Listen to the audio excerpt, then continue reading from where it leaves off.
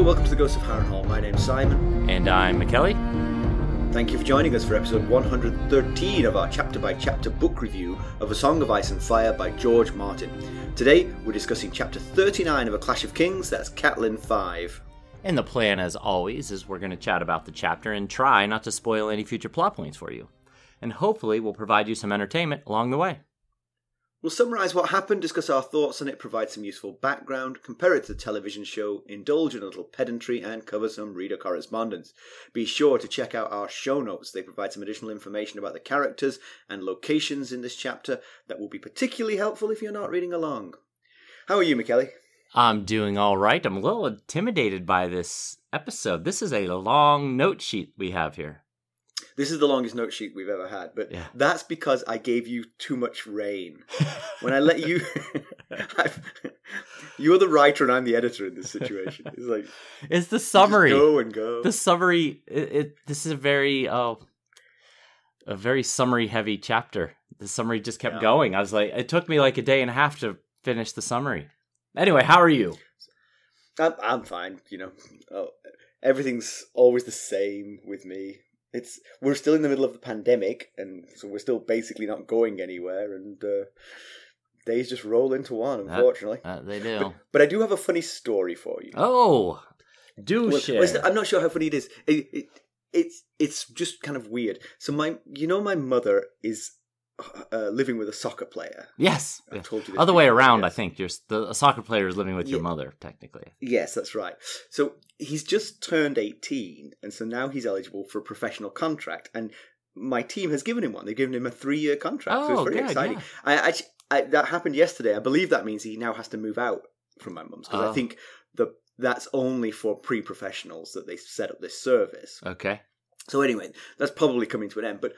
But she said that she just got a brand new washer, and I don't think she got a dryer because she's English. They don't have dryers. She got a brand new washing machine. I didn't know that. Awfully No, we don't have room in our houses. Okay. So it's an economy thing, not a lack of interest thing. Yeah, my wife, every time she visits my mum, she just thinks in horror of the fact that my mother did the laundry for 2 adults and 4 children for 20 years in a house with no dryer, in a town where it rains every day. Right. How do you ever get any? Do you guys just wear sopping wet clothes all the time? Carson just can't believe it. I meant economy of space, by the way, not an economy thing like financial thing. I meant space economy. Anyway, continue. So she's so proud of this washing machine. I think it's her first washing machine for like 25 years. So she's terribly proud of it, terribly excited. And then the other day she hears like a clunking noise coming from it. Oh, no. And he's put his football boots in there. The brand new washer. It's probably for the best he's moving out, to be honest, because I think things have got a little frosty between them. But my mum described these football boots as perspex football boots. Now, I don't know if she doesn't understand that first word. I think what she means is that these boots are slightly translucent, but she's saying perspex, which is like a hard glass. So he's a Cinderella of soccer players. When we talked to my mum, he had gone to visit his own family, so he wasn't there. And we were like, "Mum, go find them. We want to see them." So she runs off to his room, and she comes back, and then she can't find them. And so this just kicks off a whole round of comedy about, well, they were invisible. They're like Wonder Woman's airplane. We laughed. Yes, Cinderella soccer boots. Mm-hmm. But he's a good young player, and seems like a nice lad. I mean, he's annoying my mother, but believe me, me and my siblings have already done that. That's right. He's just following along in line. All right, so it's a long one. Let's get down to business. How did we leave? Let's do that. Last time we saw Catelyn, she was desperately fleeing the scene of King Renly's murder with the disconsolate Brienne of Tarth in tow. She saw no purpose in staying in the Reach Stormland, so she's headed back to her family. Well, not Sansa, obviously, because... Or Arya, or Bran, or Rickon. True. But she does know where Sansa is, and she's not going there. Right. She also knows where Bran and Rickon are, and she's not going there either. She's heading in the direction of Renly. She is. To be fair to her. Compared to being in the Stormlands, she's heading in the right direction. All right. Why don't we give them the summary, and I use the word in its loosest possible sense, of this one? Yeah, I pretty much just copy and pasted the chapter in here, so... There we go. Take a seat, make sure it's comfortable. Catelyn and company have made excellent time, and somehow avoided the various bands of half-wild brigands that infest the Riverlands. A day's ride from Riverrun, she's met by Sir Martyn Rivers, bastard son of Lord Walder Frey. He's replaced her uncle Brendan Blackfish Tully as commander of the Outriders since King Robb took the Blackfish with him into the Westerlands. Martyn fills Cat in on the news she's missed while on the road. Robb has had much success in the west. Her brother Edmure now rules in Riverrun. Aside from the king's victory in the Battle of Ox Cross, where Sir Stafford Lannister was killed and his army destroyed and the remnants scattered, the king is also paying back the Lannisters in kind for their destruction of the Riverlands. Since they have no siege engines to siege Lannisport or Casterly Rock, the northern and river lords are raiding and pillaging the kingdom. One final bit of news, Lord Tywin marches west from Harrenhal with all his might and should be in the area within 3 to 4 days, so they best get moving. As they ride, one question still begs an answer. How did the king take the Golden Tooth to get to the west in the first place? Turns out he didn't. Rather, it's said that Grey Wind sniffed out a goat track that took them single file around the Golden Tooth without ever being seen by those in the castle. Rumor has it Robb fed Sir Stafford's heart to Grey Wind, a rumor Cat quickly discounts. That night, Brienne pays Cat a visit and requests leave to go. Now that Cat is in the company of her own men, Brienne says she plans to return to Storm's End to seek her revenge on Stannis for Renly's death. Cat points out that it serves nobody for Brienne to follow Renly into the grave. She instead proposes Brienne back Robb, as he shares common enemies with Renly. Brienne says she doesn't know Robb, but she could serve Cat. Cat's a bit taken aback. She asks Brienne why her. Brienne responds that she helped her in the pavilion when the men thought she'd killed Renly. Plus, she might not be a battle commander, but she does have a kind of woman's courage. Brienne asks just one thing from Cat, that she not hold her back from Stannis when the time comes. Cat agrees, and a pledge of service is made. The next day they arrive at Riverrun amid a river of people flooding into the castle. You see what I did there? She also sees the banners. I very much saw what you did there. the fact you left it in a magenta font for me was a good clue. She also sees the banners of the prominent houses of the Riverlands present and infers that Edmure must have called them back. It's then that she realises that her brother plans to fight Tywin head on. Banners aren't the only thing she sees flapping in the wind. She also notices crimson-cloaked bodies dangling from ropes over the battlements of the castle. Fear grips her heart, thinking that if one of those is Jaime Lannister, her girls are as good as dead. Her brother rides to meet her, along with a small entourage of men in service to House Tully. After learning their father's condition is unchanged, Cat asks of word from Storm's End or Bitterbridge.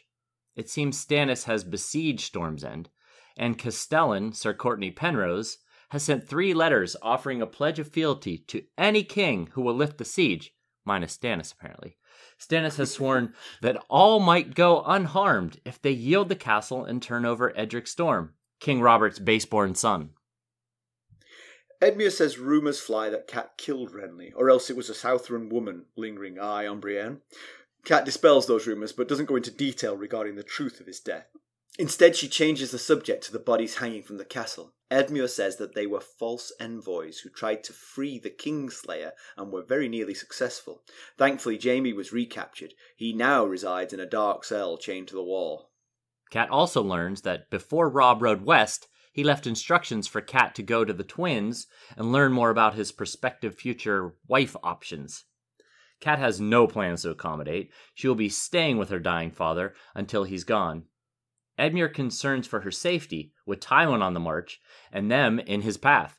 She figures they can close the gates and watch him pass by. Edmure, however, has other plans. He's instructed Roose Bolton to take Harrenhal. He sent Helman Tallheart and his 400 men from the Twins to help Roose with that task. When Harrenhal falls, Edmure means to trap Tywin between Riverrun and Harrenhal. Cat has many concerns, the first of which is that Helman Tallheart was left at the Twins to keep the Freys honest. Sending him away removed that. Edmure points out that the Freys have been heavily involved in aiding Robb's cause, including Sir Stevron giving his life. Roose Bolton has recently married a Frey, and Cat has 2 of Lord Walder's grandsons who can go from wards to hostages if need be. Cat concedes, but wishes her uncle Brynden was the one making these calls, not young, inexperienced, bleeding heart Edmure. Right. Cat leaves her brother to visit their father. Lord Hoster is in bed, but conscious. He mistakes Cat for her sister Lysa and asks if she's forgiven him. He tells her she has to marry Jon Arryn. He's her father and she'll do as he says. He tells her not to speak the name of that stripling wretched boy. He then begs her forgiveness several times before screaming in pain. Maester Vyman gives him milk of the poppy and he drifts to sleep. Vyman tells Cat he can't keep death at bay much longer. As Cat walks back to her chamber, the same she shared with Lysa as a child, she wonders who the stripling boy her father spoke of was. Waiting for her at the chamber door is her father's steward, Eutherides Wayne, and 2 silent sisters. They've brought Ned's bones to her. Cat inspects the bones, but can't envision the man they once were. She then asks the sisters to continue their journey to Winterfell, where the bones will be laid to rest in the crypts. Whew, that was quite the sprawling chapter. Yeah. Compared to most chapters, like if you think of Cat's last few chapters, her last one, she was praying in a sept and then went and talked to Renly and Brienne. The one before that, it was literally in one location, parlay, where Stannis and Renly and she talked. You know, the chapters are usually 2 to 3 conversations, maybe 1 to 2 locations, and this was all over the place. Yeah, although less happened in this one than in those. Yes, that's true. If you think about it, she just arrived back and gathered some news, you know. Yeah, I think Martin does a lot of his plot advancing through news rather than which makes perfect sense. Yeah. It's both a simple device to recapitulate, because there's so much going on. You've got to recapitulate some of it at various points, and there isn't a single character who knows it all. So every character, you can get that character up to speed, and you get us, the reader, up to speed at the same time. Right, yeah. And it also allows you to do the interesting thing of sort of like, we know that this happened, but this character hears that happened, you know, sort of like, you know, the false rumours that rumble around the kingdoms. Yeah. But I will say, from Martyn Rivers, we probably got the most accurate account of the war in the Riverlands. I mean, you always have to be careful of bias, because, you know, he's not going to say how brave and fearsome Tywin is he, at this point? True. I said the war in the Riverlands, but of course now the war has very much spread to the Westerlands. It has, yeah. So, as we knew, Robb has indeed destroyed Stafford's army in Oxcross, and now we hear that the great John Umber has captured several gold mines. So, capturing a gold mine is an interesting military tactic, because what is a gold mine? It's a hole in the ground, right? Which used to contain dirt and gold, and now the dirt and gold have been pulled out of that hole. How are you supposed to keep this thing? I mean, other than moving to the Westerlands and living in the gold mine, it's very difficult to transport that thing. Yes, you have a good point. I guess you keep it hostage so that the Lannisters can't access the gold. That's something there. And then I guess you could take whatever gold might be on hand. That's it. You definitely take the gold that's on hand, but that's what I would do. I would be like, I'll have today's take, please. Right. Move on. Because they're unlikely to be fortified like a castle, so it'd be hard to defend them if Tywin comes back. Yeah, that's a good point. Yeah. In fact, Martyn Rivers and his men attribute Tywin's march west to the capturing of these gold mines as much as anything else. Right. Like, one way to get a Lannister motivated is to steal his gold. And as we talked about this, we weren't sure how Robb had gotten around the Golden Tooth, but apparently he followed a trail that Greywyn found, which sort of adds to the myth of the boy wolf mythology. But I will say, actually, I do wonder from your summary reminded me of how it read in the book, and I wonder if Greywyn knew he was leading the army. He sniffed out a goat track and he was like, woohoo! Goats! he ran up there for like 7 miles and he turned like, what are you lot doing here? Yeah, I was wondering if this might have been stuff of legends, like the Lannister archers from the last Arya chapter were talking about things like giants, like Robb having giants and being more wolf than man. If this whole the wolf sniffed out this path that led them to glory thing might just be, maybe a scout knew that there was this little used goat path or something. And well, I don't know. I mean, I feel like Jon could say to Grey Wind, "Hey, can you find a path around that?" And Grey Wind might go looking. I'm not sure. How much control he has. Well, Ghost did lead Jon to Dragonglass, so right. there is a history of wolves leading their Starks, I guess. But in that case, that was the wolf leading Jon to something that the wolf thought Jon would be interested in. Here, this relies on a degree of intelligence greater of the wolf, yes, of Grey Wind. Because yes, it's literally, I need you to find a specific thing, not just dig up an interesting cache of dragonglass. Right, which we conjectured was based on the smell of the cloak in the first place. So maybe there was a cloak on the other side of the path.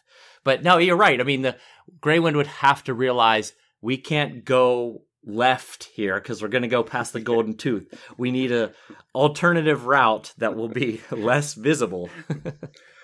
You want to know how the goats get past the Golden Tooth? All right, let me show you. And also, it's mentioned that there's a rumor that Robb cut out Sir Stafford Lannister's heart and fed it to Grey Wind. There's a little bit of element of maybe this is kind of some fantasy involved with what actually happened. But regardless of the aftermath of battle. Yeah. Regardless of the accuracy of it, it does seem that Robb and Grey Wind have a similarly strong bond like Jon and Ghost do. Yes. It's unsure whether they've got that the Bran Summer like connection, whether there's like some dream warging going on. Maybe it's possible that Robb warged into Grey Wind and discovered the path that way. We don't know. We haven't seen Robb in quite a while, so we don't know what's going on. Yeah, and plus neither Robb nor Grey Wind is a POV character, so we wouldn't get their dreams unless he happens to share them with one of our POV characters. Right. Yeah, so don't know. But it does seem like there's a bond, at least similar to Jon and Ghost going on here. Yeah.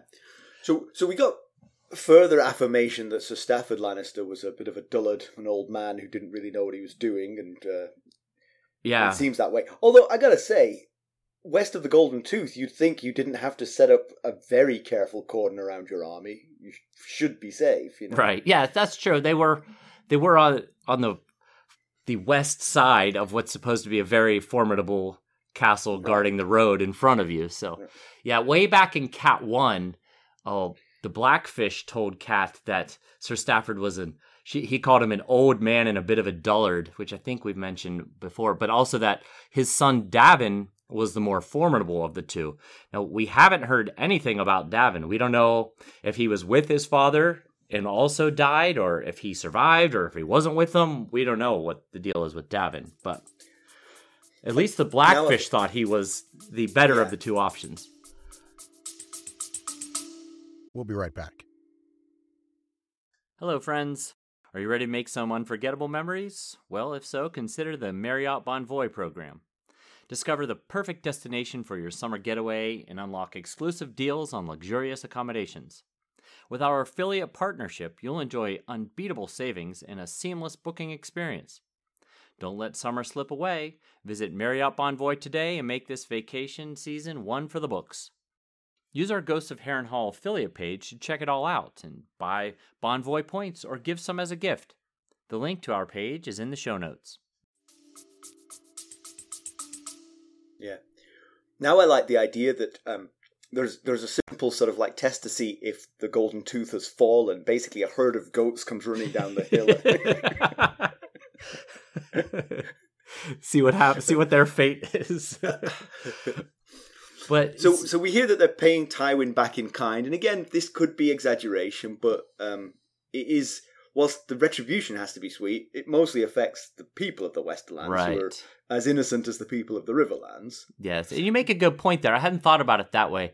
It could be just the people in the Riverlands wishing that their lords and their their armies were doing it to the west what had been done to them. That's possible. Right. I hadn't thought about that. But yeah, we've got things. But some of it is definitely true. No question. I mean, certainly, yeah. I mean, we've heard things like the Great John taking the gold mines, but also Mage Mormont is stealing like thousands of cattle and driving them back east. Now, how she's going to get past the Golden Tooth will be interesting, unless she's going to lead the thousands of cattle on the goat track. It is a big army. They do need to eat, so I'm not totally surprised. Maybe it doesn't have to go all the way back east. But also, Rickard Karstark and Galbart Glover are raiding coastal towns. Now, Rickard Karstark, he's pretty angry at the Lannisters for the death of his two younger sons and the captivity of his oldest son. So he's probably very much into it. I wouldn't want to be in a town being raided by Rickard Karstark in his current mindset. I'll say that much. Right. Yes. Yeah, and it's not a great look for the King in the North if all this is going on. And also, just by the way, if you're raiding those coastal towns, you might be surprised to notice the absence of the Ironborn in their longships. I don't see any off the coast. You'd think they'd be here by now. Our naval support is somewhat lacking. I wondered, I think we mentioned this which I think was last chapter, the last Arya chapter, that, maybe this attack on the Western lands has caused the Western lords to put pressure on Tywin to defend their homeland, and that's for sure. Speeding up their marching. Very much in the same way that the attacks on the Riverrlands did the same to the Tullys. Yes, right. We also learned that Cat didn't return to Bitterbridge because she was afraid of the reception she'd get there after Renly's death. I have to say that's a wise choice. Knowing what we've heard from what Varys has learned from his spies in the area, I think it probably wouldn't have been a good idea to head to Bitterbridge. She could have been there first, before everybody else. I think she probably would have, yeah.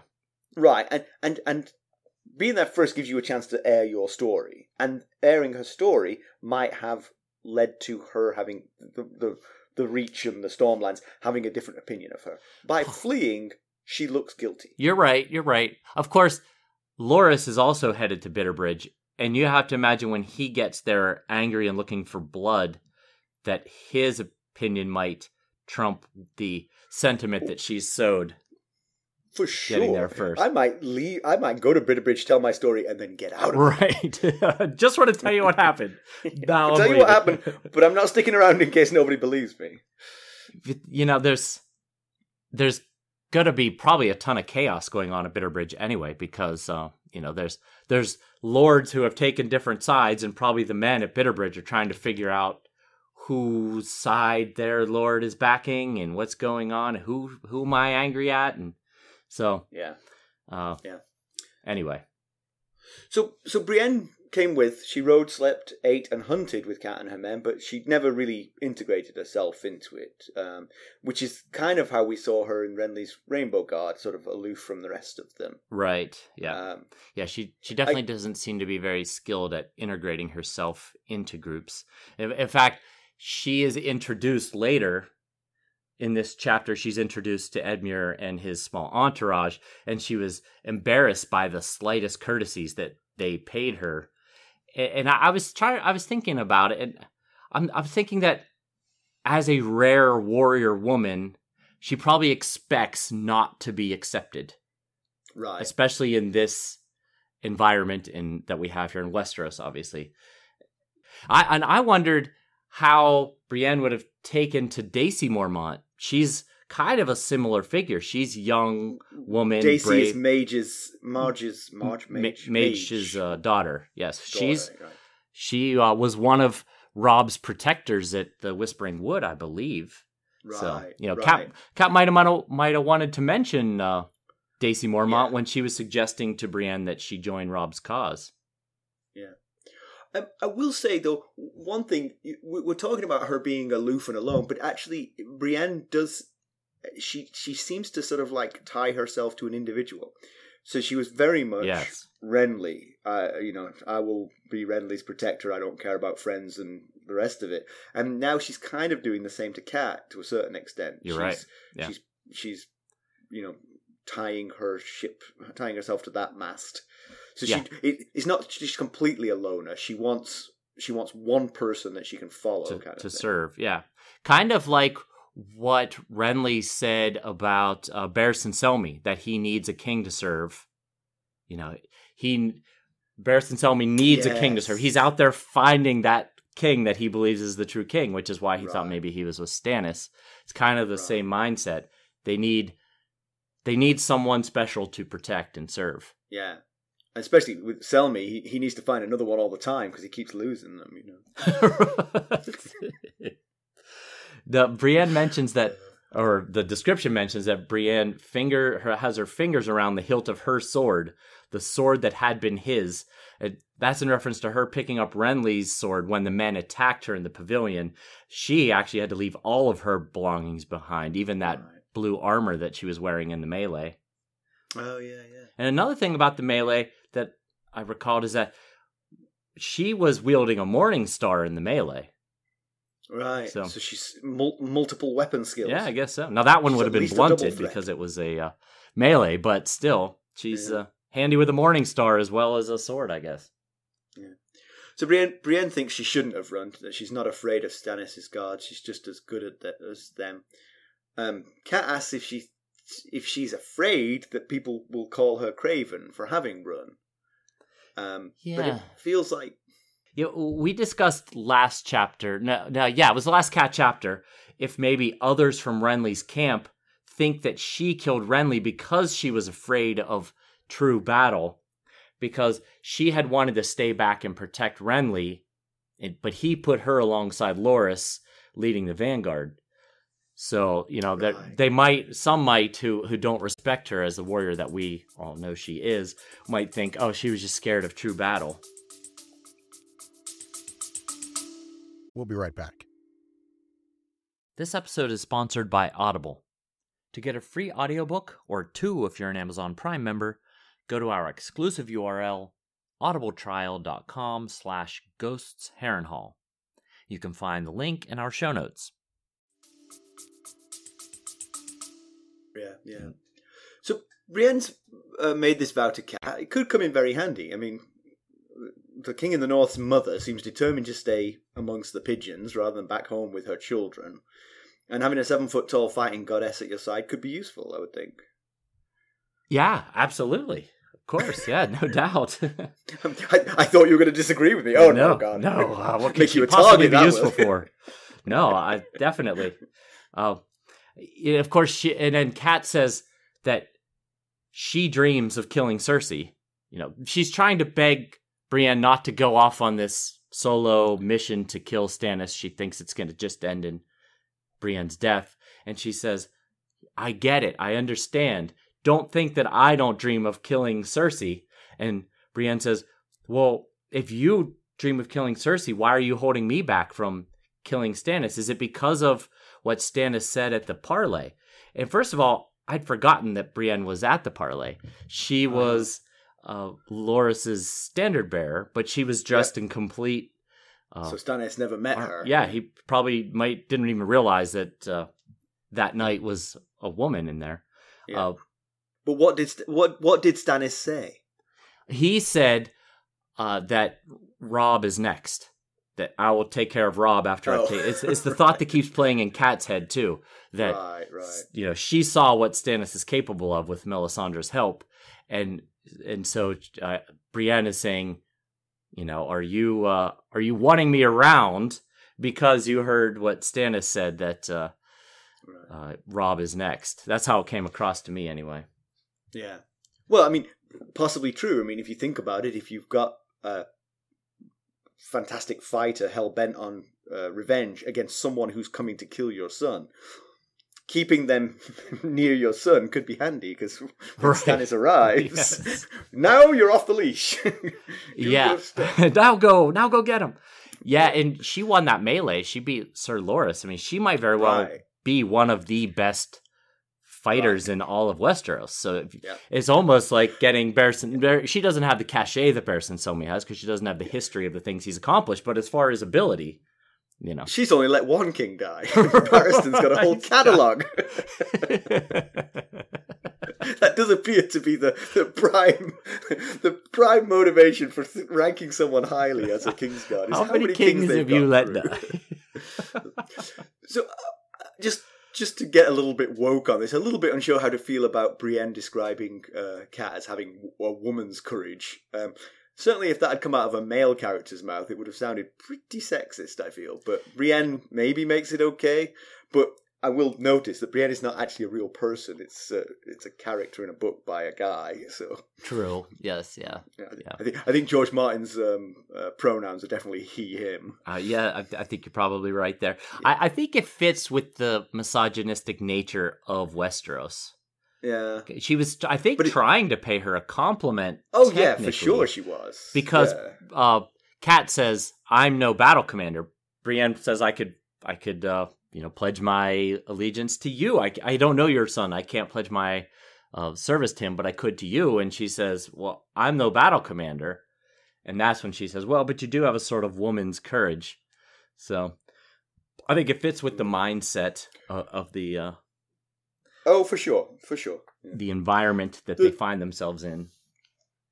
There's a heart-stopping moment for Cat when she sees the Lannisters hanging from the walls of Riverrun. If Jaime was amongst them, then it's Sayonara, Sansa, and Arya. Which I was very pleased when I wrote that down, how close Sayonara is to an anagram of Sansa and Arya. It is perfect. Yeah.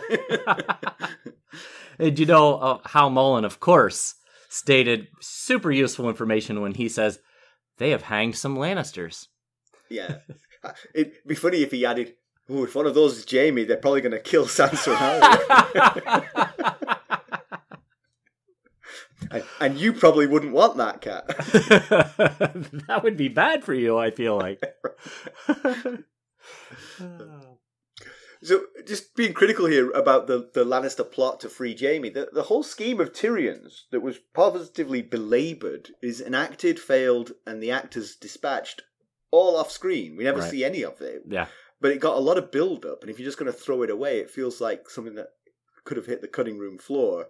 Or maybe Cat could have come back and witnessed the attempted escape. That might have been more dramatic. Sure, yeah. But without that payoff, that original build-up feels a bit of a waste of time. And obviously, with a plot this rich and deep, we're going to have moments like this. But this one stood out for me a little bit. Yeah, I definitely get that.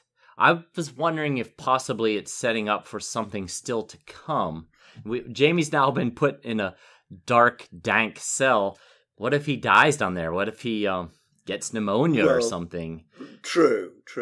And so the backstory that you're talking about is Bronn rounded up a thief, a poisoner, a mummer, and a murderer, and then had Varys put those four into the 100-person Lannister guard that was being led. That led Sir Cleos and Ned's Bones. But it also, doing this also gave Tyrion an excuse to get Cersei to agree to part with her Lannister guard. Because he said, what he said to Varys is, what you're going to tell my sister when she complains is that 4 of these men alone will be watched vigilantly, but 4 among 100 can lose themselves. So maybe these 4 men were really just meant to get Cersei away from her guard, and that's where something plot-related could happen. Yeah. So what's happened to the 100 men now? Well, I guess most of them are still there waiting around but Sir Cleos has now been imprisoned. So maybe have they been in prison too? Yeah, maybe Sir Cleos says, I had nothing to do with this. He was thrown into Jaime's old cell when Jaime was downgraded to a dark cell. Maybe he's just being held there until they can determine whether to send him back with new demands or what. Yeah. But Edmure did say that some of the Lannister men joined the fighting when the chaos happened. Even though they had no swords. They were hung alongside the 4. Yeah. But he mentions hanging the 4 beside those who tried to free Jaime. But he only specifically mentions the thief, the mummer, and the murderer. There was no mention of the poisoner. So I wonder if the poisoner might still be out there. Oh. Maybe that's where the plot might advance from this. Good point. Or, although, of course, if the poisoner hadn't got a chance to poison someone before he was hung, it would be difficult to know that he was a poisoner. Right, exactly. That could also be the situation. Unless they wore T-shirts. You know?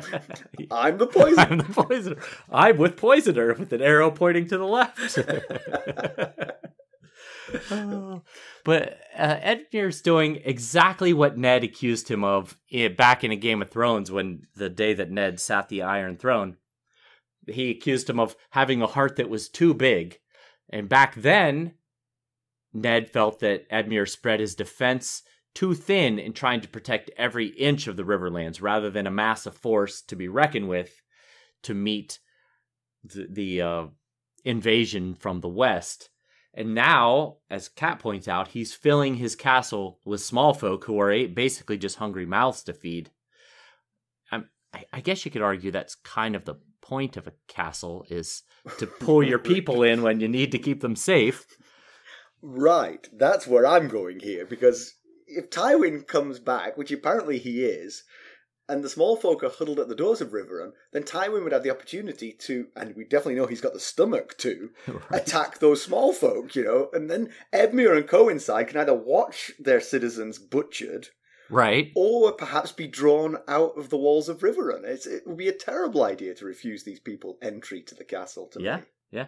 It's got a good point. Maybe you could do it at the last minute. That's the one thing. Maybe have them set up a shanty town outside the door, so that they're not now hungry mouths to feed. They're only hungry mouths to feed when the castle becomes besieged. Good point. Yeah.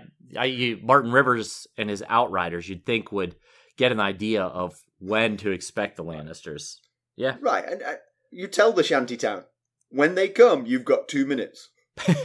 Be ready. Do drills. Yes. Yeah, that's right. Do a drill for this, like every day. Yeah, like a fire drill, evacuation drill. Well, so Robb, once again, this is the second time he's ordered Kat to the Twins to scout his prospective wives. And Kat is not fooled by this. She knows it's, one, an attempt to get her safe, which she appreciates and understands, but two, get her out of his hair and let him be king and not be king who has a mom who's influencing his decisions. Yeah, I think she's, again, not going to listen to him. So. No. Yeah. He's not even there to give the order this time. This is second hand, so she can definitely ignore this one. Edmure's pulling the strings is a little bit random. He's the worst part for me, perhaps, is the moving the garrison from the Twins. It seems a bit premature. It does. The phrase dying in the cause is one thing, but they have died on both sides of this battle. Exactly. Right. And we know that Walder's loyalty is always up for sale, so I'm definitely with Kat and Robb on that one. They should have stayed put. That was Helm and Tallheart with 400 archers and swordsmen. Right, and he has sent them to Roose Bolton, to help him take Harrenhal.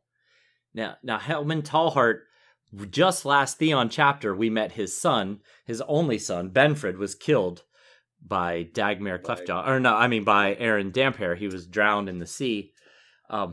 And we know that Theon wants Dagmar to siege Torrhen Square, which is the seat of House Tallheart. So this is the Tallheart that is missing from Torrhen Square at the moment. He also, though, has a 9 to 10-year-old daughter named Eddara. I wondered if that might possibly be named after Eddard Stark, maybe. I don't know. Maybe. So yeah, I definitely am with Kat on this one, that this was a strategically poor idea. Yeah, we know that Walder is known for trying to back the winning side of a conflict, usually involving him showing up late. And like you said, there's so many Freys that they're fighting on both sides. So yes, some Freys have been showing Stark and Tully loyalty. But then, on the other hand, you've got Cleos Frey. He was fighting on behalf of the Lannisters. And Edmure says in this chapter, Cleos is half Lannister, half Frey, and all liar. So making that statement alone. The one thing I will say is that the war has moved south of the Twins now. the Twins has become less strategically important than it was earlier in the war. At the moment, yes, right. Yes, it could become important again. I mean, for instance, if things go badly for the North and they're forced to retreat, they would need to cross back up the Twins to get back to the King's Road to head north. Yes. And that could become a hammer and anvil situation if they're being pursued by Tywin. Right. Yeah. Good point. And the Twins is close to them, I mean. Yeah. Yeah, I hadn't thought about the young Walder Freys as possible hostages in Winterfell, but I mean, that's true. They could be used as leverage. Now, Lord Walder has so many grandsons and great-grandsons. I don't know if he'd be willing to spare a few or not, but, Yeah, I mean, Theon Greyjoy was a real hostage, No right. matter how horrible Balon is to Theon, he was his only son. Right. Walder probably couldn't pick the two out that have gone north. He probably has already forgotten who they are, Even though they have his name. Right. That probably just confuses the matter even more. We sent 2 of the Walders up there? Which 2? Not me, right? Right. We do get a little news here that Roose Bolton has married a Frey. Yeah. So, that's good. One more tie between the North and the Freys, true. I Yes. guess. And that's one of the things that Edmure points out as a reason why they should trust the Freys and move those 400 men who are there to keep them honest to somewhere more useful. Yeah. So I almost questioned this last time. As the crow flies, you don't need to go anywhere near Riverrun to get to the Golden Tooth from Harrenhal. It's considerably out of your way. But the thing is, Tywin's army isn't really a crow, and so I was looking at the maps, and really the only feasible route for an army, although, hey, you can go goat trails if you're careful. They need a lion to sniff out a goat trail for them. The problem is the lion's just going to eat the goats. It's going to just stop along the way. So the only feasible route is back north up the King's Road and then hang a left at the crossroads to take the River Road west, and that does run right by Riverrun. Right. So basically, Tywin is going to have to run 2 gauntlets, and this is why I think strategically what Edmure is proposing for Roose Bolton to do is not very wise. What Roose Bolton should do is just try to hold the crossroads, just make that left turn as difficult as possible for Tywin's army. It's quite defensible. Right. And you could make life very miserable for that army as it tries to make that turn. Certainly, yeah. So Edmure's plan, as I gather it, is he wants Roose to let Tywin slip past him, then rush down, take Harrenhal, and then pin Tywin between Riverrun and Harrenhal, and then when Robb comes up from the west, then crush them. All right, so maybe you don't run that gauntlet.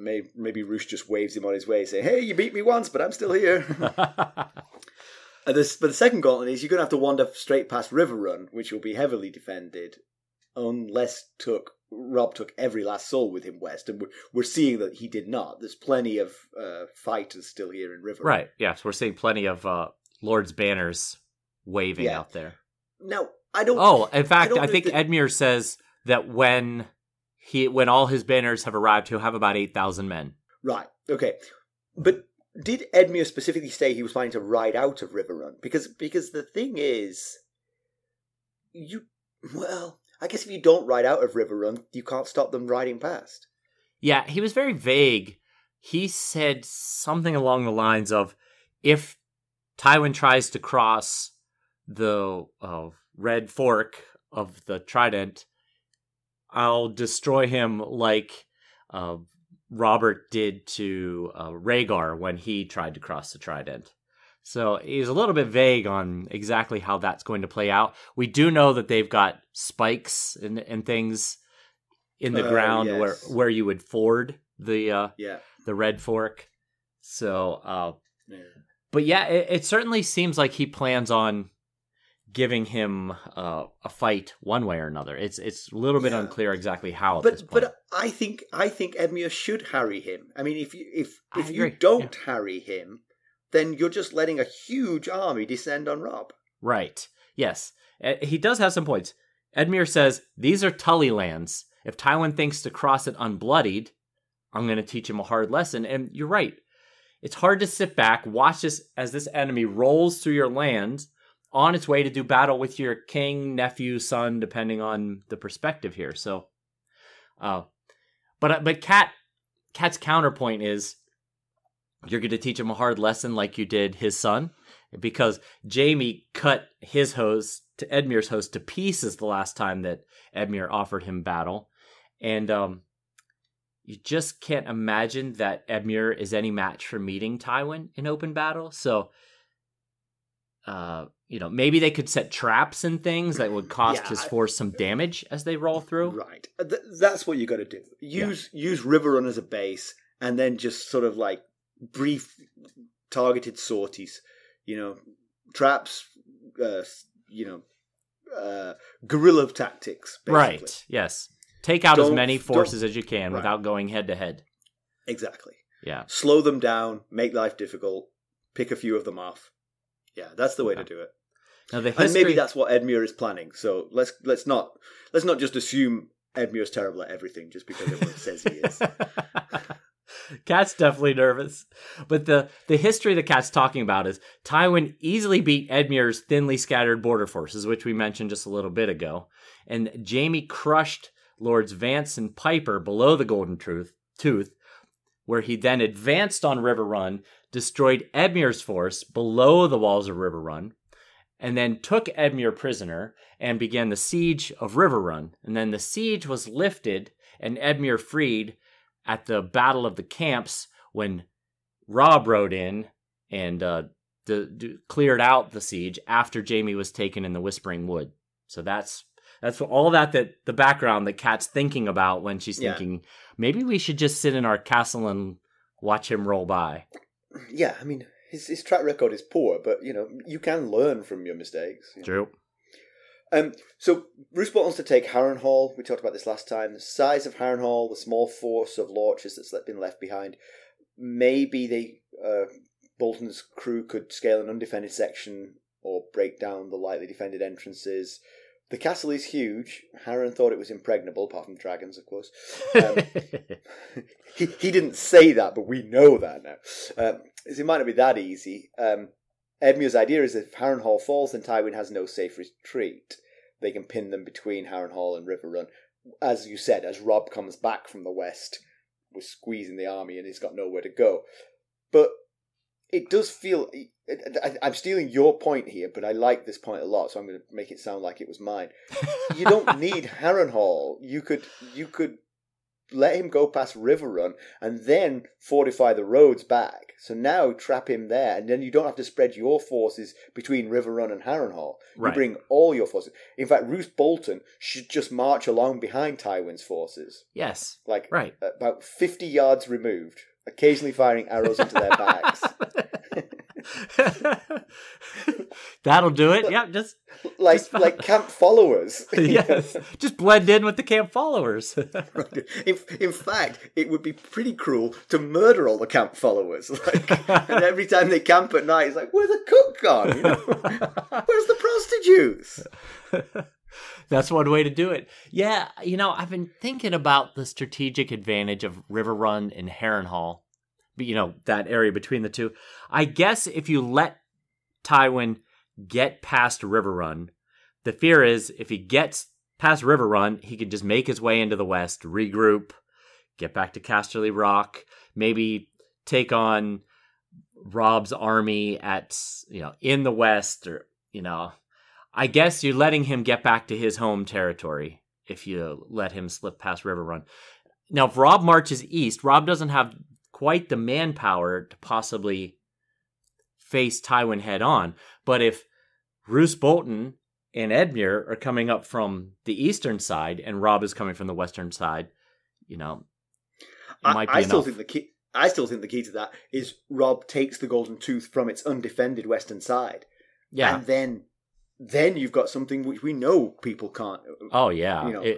If you have Tywin between the Golden Tooth and Riverrun, that's a pretty rough spot, and you don't have to bother taking Harrenhal at that point. Right, and spreading your forces again. Yeah, okay. Yeah. Anyway, so moving on. So the Raven from Storm's End suggests that Stannis is yet again not riding against King's Landing.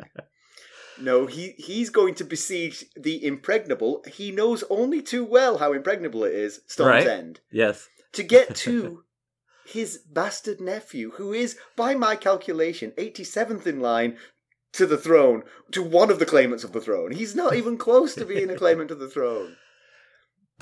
Meanwhile, a cuckoo sits the actual Iron Throne. Right.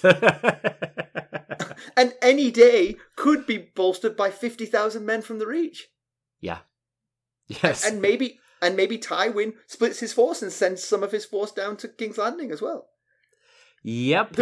There's a golden opportunity here, Stannis. Sure is. A lot of this at Storm's End doesn't make a whole lot of sense. Courtney Penrose refusing to open the gates to Stannis itself doesn't make a whole lot of sense, because with Renly dead, Stannis is the rightful lord to Storm's End, regardless of how Renly died. Brothers squabble, you know. Renly is dead. Stannis is the only... Unless you believe that Joffrey is the true king, then maybe you believe that he is the true lord of Storm's End, I guess. But Stannis is at your gates. He is the oldest living member of the Baratheon family, and he is saying, listen, I don't even want to kill you guys. I just want you to yield the castle and hand me over the boy. Now, I get how Courtney Penrose could think that Stannis wants Edric Storm because he wants to remove another possible threat to his claim. But we know that he wants Edric Storm because he wants to show him off and say, this is what a Robert Baratheon son looks like. Look at those two in King's Landing. Do they look anything like this kid? But why doesn't Stannis shout that at the walls? Right. I don't want to hurt him. I thought he was trying to kill him. Oh, I was with Courtney Penrose on this one. But that makes a lot more sense. I feel better now. And he says Stannis says he's giving Storm's End 2 weeks to surrender. That's 2 weeks. You could already be sitting the Iron Throne in 2 weeks. Right. And send the gold cloaks to get Edric Storm. Right. Once you are sitting on the Iron Throne, Courtney Penrose is going to open his gates. We've said this 100 times. Anyway. Here's a king coming to lift the siege at Storm's End. It's me again. Not only your liege lord, but now also your king. How about you open those gates? So now we go to the scene where Cat goes to her father, and her father mistakes her for Lysa. So who was it that Hoster Tully did not want anywhere near his daughter? If he thought he was talking to Cat, we would have assumed that was Littlefinger, because we know Littlefinger had it bad for Cat, right? And almost got killed for it. But Hoster clearly thinks he's talking to Lysa. So my question is, did Peter dip more than one of his little fingers? that sounds ruder than I meant it to. Or did Lysa have some ill-advised suitor of her own? Right. Well, obviously we get no indication of who it is in this chapter, but we do have a little bit of historical context clues for one possibility. Back in Tyrion 4 of this book, when Tyrion was giving all his little speeches, his little plans to Grand Maester Pycelle and then Littlefinger and then Varys to find out who the mole was. Yeah. Littlefinger told Tyrion that he took both the girls' maidenheads. Now, when he said that, Tyrion thought it was a smooth lie, in quotes. And after Littlefinger was injured in the duel with Brandon Stark over Cat's hand in marriage, Hoster had Littlefinger sent packing back to the Fingers. And we also know that Littlefinger has been spreading rumors around court that he took Cat's maidenhead. Tyrion told her that on the way to the Vale, which she strongly denied it. So he could very well be lying about both, because Cat says he's lying about me. But So it very well could just be, as Kat suggests, a tradesman's son, a squire. And she said Lysa was very big into singers, so it could have been a singer as well. Okay, so maybe this is not a big story point. I got suspicious it was Littlefinger, and so I was like, that's why I was wanting to bring it up. But I will say, if it was Littlefinger, it's surprising to me that Kat wouldn't already be aware. True. As the sister. Yeah, and they shared, as we learn in this chapter, they shared a bedchamber together, so they must have been fairly close. You'd think they would have shared such things. It very well could be. There's evidence to support that if Littlefinger was telling the truth, it could be Littlefinger. But we also know he is a proven liar, and Kat says that he's lying about having taken her maidenhead. So it could have nothing to do with Littlefinger at all. But another thing about this conversation that I found curious is, what is Hoster asking forgiveness for so vehemently? He thinks he's talking to Lysa, so clearly it has something to do with her. Is it just the marriage to Jon Arryn? We know Kat mentions here that Jon Arryn is 20 years older than Hoster. So he was significantly older than Lysa. You might feel the need to apologize to that about that, I guess, and ask for forgiveness. But Jon Arryn was a good guy, it seems. So exactly. Apart from him being old. So it doesn't seem like he would be asking. He is like begging for forgiveness. So it doesn't seem like pairing your daughter up with in this age where they arrange marriages in this world here in Westeros, that will be something you'd be asking for forgiveness for so strongly. So maybe it does have something to do with the strapling, wretched boy. Yeah. We'll see. So the Maester confirms what we've already surmised, that Hoster's days are very much numbered, that he can't keep him alive for much longer. Right. Then we get the touching scene when Kat sees Ned's bones. I was quite moved by this whole thing, actually. And Kat asks the Silent Sisters to take the bones on to Winterfell, and Hal Mullen will escort them as captain of the guards. And you know what he said to that? He said, "We'll need to ride north to Winterfell." Yeah. She said, "Hal, I need you to escort these Ned's bones back to Winterfell." And he said, "We'll need to ride north to Winterfell." Mm-hmm. But so about the Kat seeing Ned's bones, she mentions that it's not Ned's sword that he is holding, that they have laid with his bones.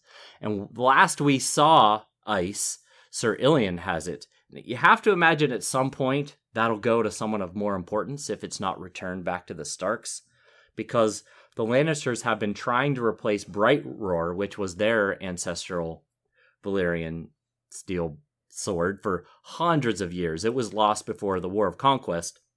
So now they have one in their possession, and they have their headsman hanging on to it. So I can't imagine that'll hold for long. That's a good point. Yes, I think that's headed Lannister way. All right, you got some background for us?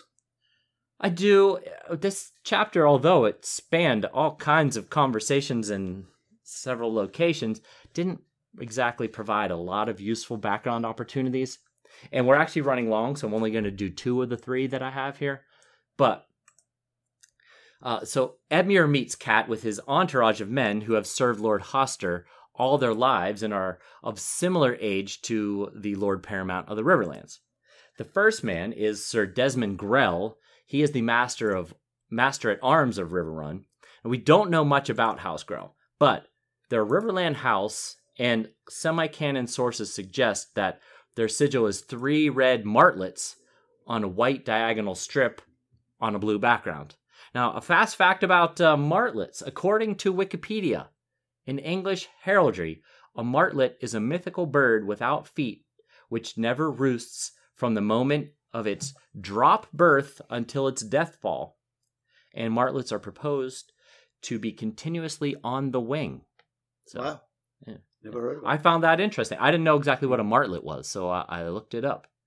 The second man is, now Roy Dotrice pronounces this name Authorides Wayne.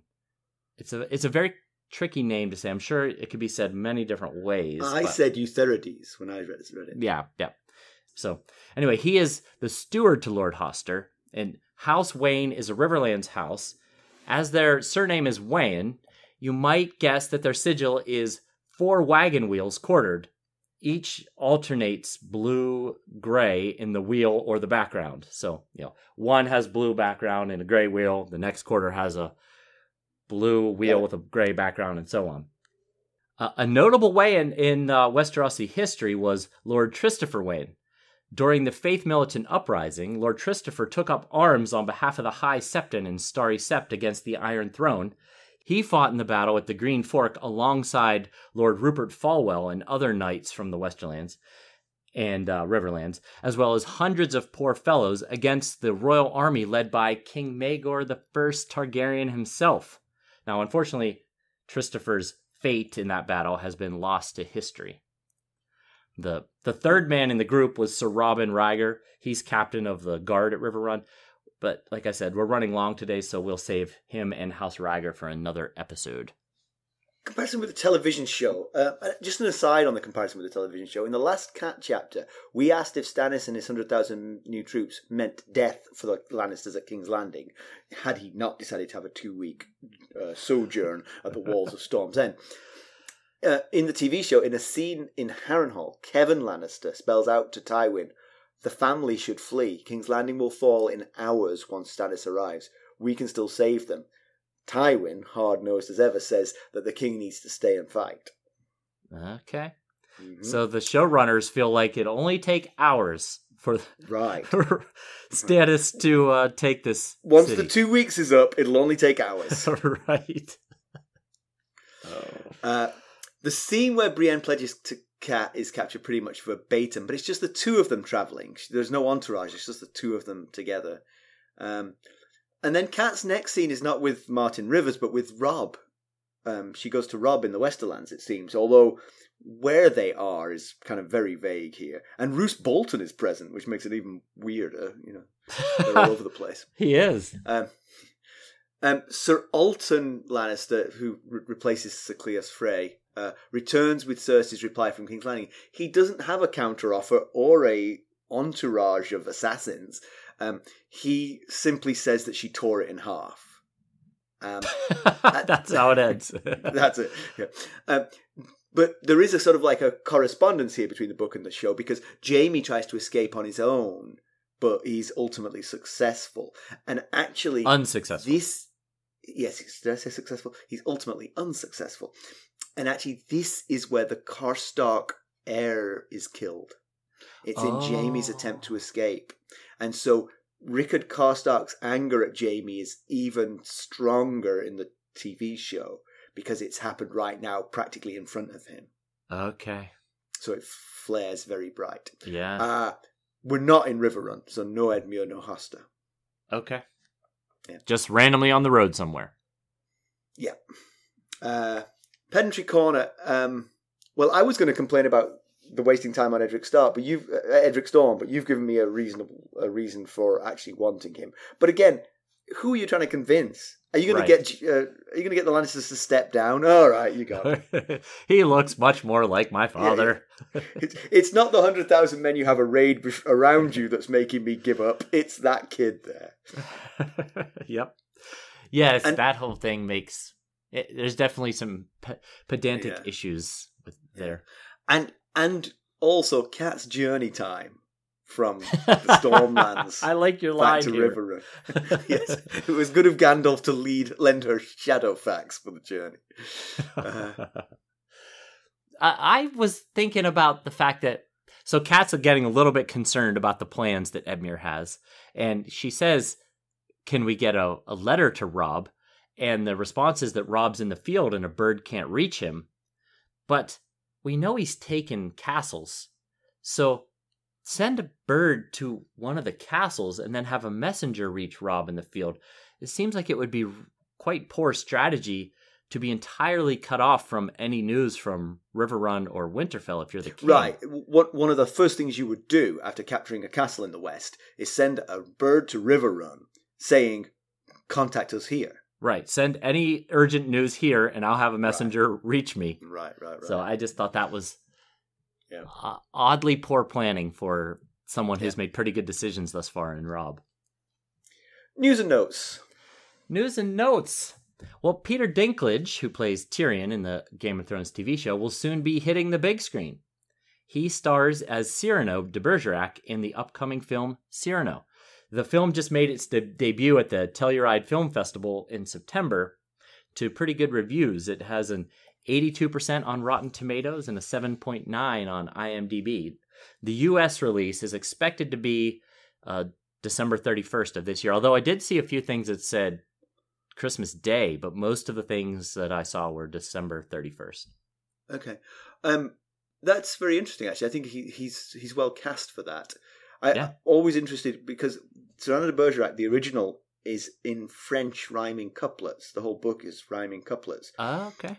And so will they rhyme will they rhyme the English version? Because, of course, you can't translate rhymes.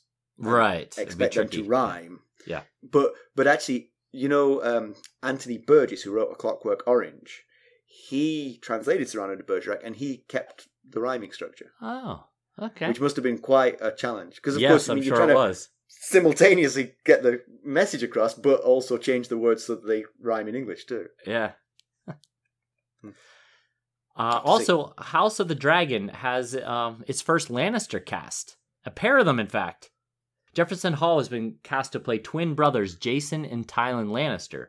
Jason was Lord of Casterly Rock in the days leading up to and then during the Dance of the Dragons, and his twin brother Tywin was Master of Ships to King Viserys I Targaryen. So, we've got a Lannister sighting. Now, this is not technically a review on one of our podcast locations. This is in reference to this past Thursday being our 2-year anniversary of our show. Now, of course, when this episode goes out, it will be several weeks past our 2-year anniversary. Our anniversary was October 7th, and I just put some out on the Discord server and Facebook. I put a message out to our listeners thanking them for 2 years of enjoyable communication and exchange with them, and thank them for listening. And so you could read what Stevos said here. Oh, so Stevos, the Sword of the Morning, said, "You guys have a top-notch product. Thank you. I look forward to every Monday to listen to the cast while I pretend to be working." Very good. I like that. That was on the Discord server. So thank you, Stevos. Thank you, Stevos. All right, let's conclude. So Cat raced, possibly flew back north. She extracted a very useful vow from Brienne. Yeah. And she did get back in time to see her father, which she was worried about when she left. Yeah, she's acquired mostly good news thus far, from Robb winning in the West, Tywin quitting Harrenhal, and Jaime neither dead nor escaped. So those are all useful things for her. Yes. You'd like to think that neither of those would happen while you were gone, but given that both of them seem possible now, she was probably relieved to hear that. Yeah. Although she did mention she was less interested in Robb's victory in the West because she was less interested in successes of the past and more concerned about challenges in the future. So, yes. She's concerned by her brother's strategy and softness. She wishes her uncle Blackfish was there. Yeah, Edmure is making a lot of decisions which seem to be without consulting the king or council. Yeah. It's mentioned that he can't get a bird to Robb to ask, how do you want me to proceed here? So he's doing things like sending Helman Tallheart and 400 men there to keep the phrase honest at the Twins out of the Twins. Yeah. And, he's planning on giving Tywin and his force a battle of some sort when they roll past it. And whether we agree with that or not, he should probably have these decisions coming from king and council than just from, I think this is a good idea. Right. Yeah. Kat is ordered to the Twins to pick out a daughter-in-law, but we're pretty sure she's not going to agree to that. She's going to sit shiver with her father. And that way, hopefully, she'll see Robb again when Robb returns, having pancaked Tywin between himself and Riverrun. Yes. I have to say, I'm with her on that, because how long could it take to pick out a daughter-in-law? There aren't that many Freys. Right. You don't need a month. You have to factor age range in as well. I think we did this We either did this for Robb or Arya back when it was first announced, and there's a decent amount of possible options, but not that many. Not that you would need months to do it or something. Well, that was a long one. Thank you all for sticking with us through this one. This was the second year of our podcast. Was this episode? So let's wrap it up here. And as always, you can reach us at ghost.harrenhal@gmail.com. You can follow us on Twitter at @ghostharrenhal. We're on Facebook, Instagram, YouTube, and now Discord. And you can also listen to us on Facebook, don't forget. That's true. And if you could leave us a review and a 5-star rating, that would help boost our visibility and help more people come into the fold. We'd really appreciate it. Sure would. Thanks for listening. Thanks. Bye. Bye.